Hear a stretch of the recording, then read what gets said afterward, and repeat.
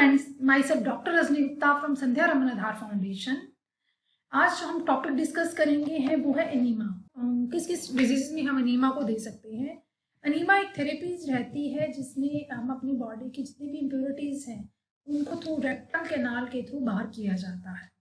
इस कंटेंट में first of all हम पढ़ेंगे introduction, definition of enema, requirement किन किन में हम एनीमा दे सकते हैं, what is the procedure and the posture, operative type क्या है, इसके प्री ऑपरेटिव मेजर क्या है, पोस्ट ऑपरेटिव मेजर क्या है, टाइप ऑफ एनीमास क्या है, क्या क्या प्रिकॉशंस हमें लेनी चाहिए ड्यूरिंग दिस प्रोसीजर्स, और क्या क्या इंडिकेशन किन डिजीजेज में हम इनको देंगे, किन किन डिजीजेज में हमें इनको नहीं देना चाहिए, कॉन्ट्रा इंडिकेशंस।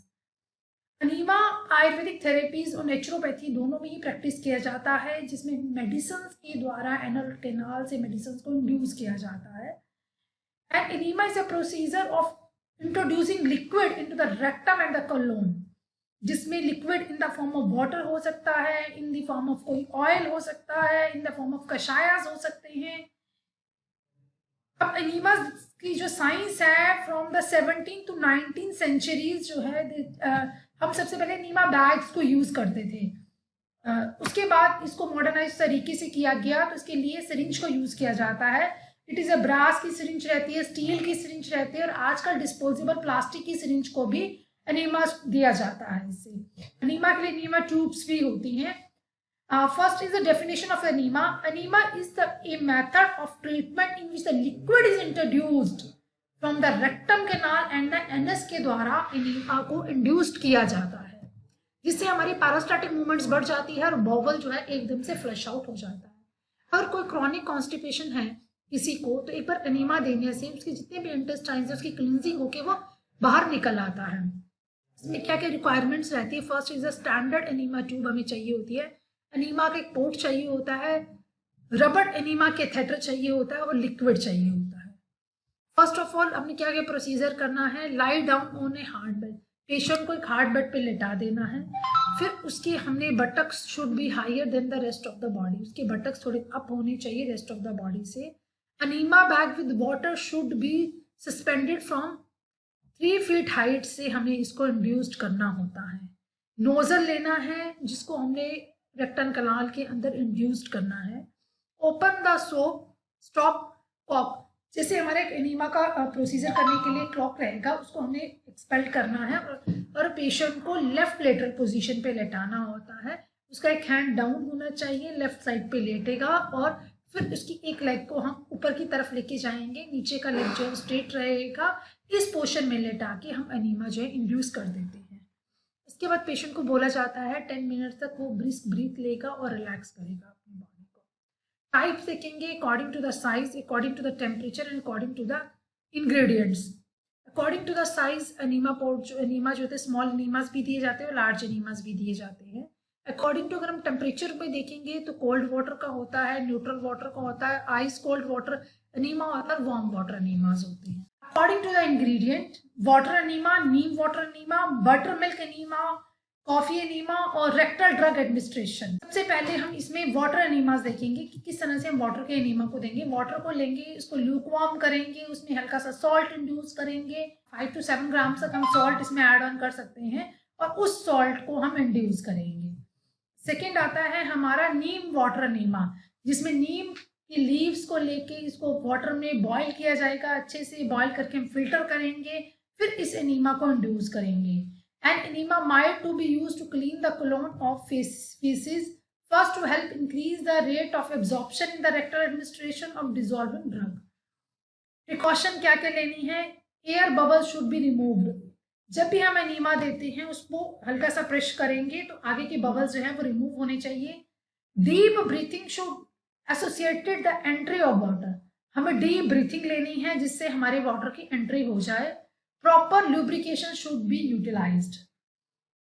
इंडिकेशन क्या है। कॉन्स्टिपेशन में दिया जाता है, डाइजेस्टिव डिसऑर्डर में दिया जाता है, डायरिया में दिया जाएगा, ओबेसिटी में दिया जाएगा, और वार्म इन्फेक्शन में भी इसको दिया जाता है।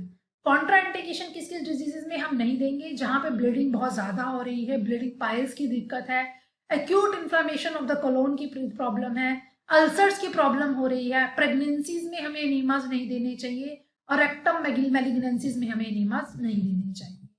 जब भी हम एनीमास देते हैं तो नेचुरोपैथी के अकॉर्डिंग वाटर या neem water enema, soap water enema ये दिए जाते हैं।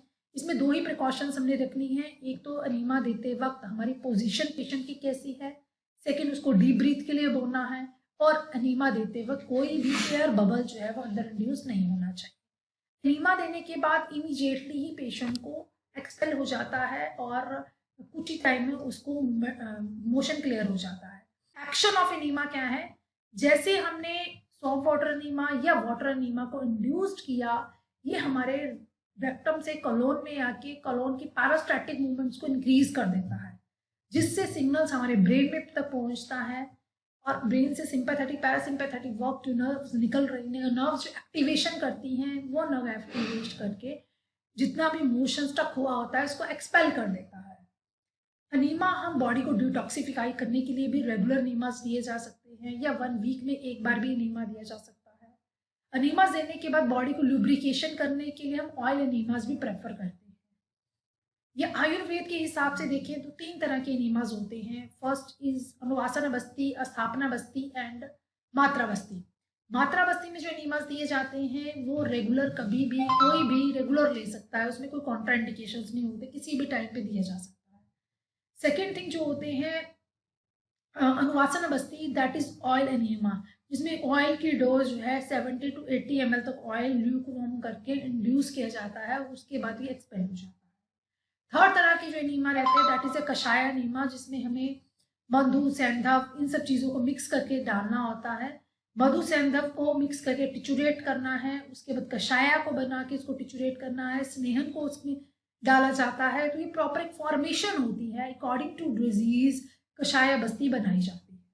अब नेचुरोपैथी के अकॉर्डिंग जो हम एनीमास देते हैं, इसमें हम पेशेंट को अगर लो बैक पेन हो रहा है या बॉडी में कहीं पे इचिंग की प्रॉब्लम हो रही है, डिस्कम्फर्ट एब्डोमेन में हो रहा है, तो सिंपल त्रिफला कषाय एनीमास भी दिया जाता है।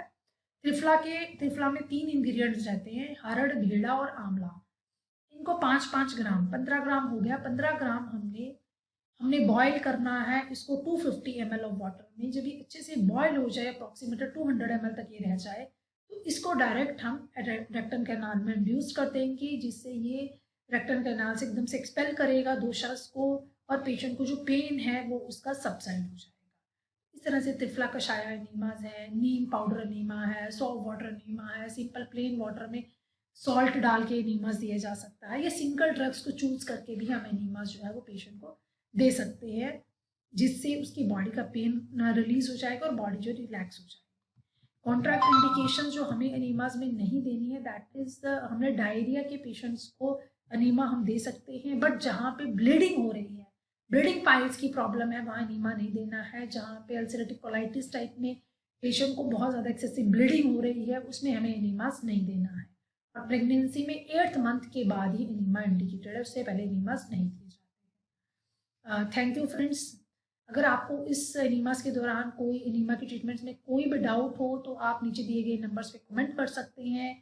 हमारी रेगुलर क्लासेस के लिए आप हमारे चैनल को सब्सक्राइब करें।